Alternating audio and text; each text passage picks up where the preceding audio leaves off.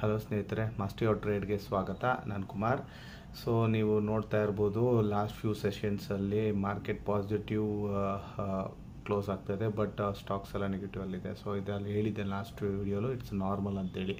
So ಆಮೇಲೆ ಇನ್ನೊಂದು ಏನಾಗ್ತಾಯಿದೆ ಅಂದರೆ ಸೆಕ್ಟರ್ ರೊಟೇಷನ್ ಆಗ್ತಾಯಿದೆ. ಯಾಕೆಂದರೆ ಎಲ್ಲ ಸೆಕ್ಟರ್ಸ್ ಕೂಡ ಒಂದೇ ಸಲ ರನ್ ಆಗೋದಿಲ್ಲ. ಸೊ ಫ್ಯೂ ಸೆಕ್ಟರ್ಸು ಒಂದು ಸಲ ಆಗುತ್ತೆ, ಮತ್ತು ಫ್ಯೂ ಸೆಕ್ಟರ್ ಕರೆಕ್ಷನ್ ನೋಡ್ಬೋದು. ಇವಾಗ PSU ಮತ್ತು ಡಿಫೆನ್ಸ್ ಸೆಕ್ಟರ್ ಸ್ಟಾಕ್ಸ್ ಎಲ್ಲ ಕರೆಕ್ಷನ್ಸ್ ಆಗ್ತಾಯಿದೆ. ಇವಾಗ FMGC ಮತ್ತು ಫಾರ್ಮಾಸ್ಯೂಟಿಕಲ್ ಸೆಕ್ಟರ್ಸ್ ಎಲ್ಲ ಬೂಮ್ ಆಗೋ ಥರ, ಅಂದರೆ ಬುಲಿಶ್ ಸೆಂಟಿಮೆಂಟ್ಸು ಬರ್ತಾಯಿದೆ.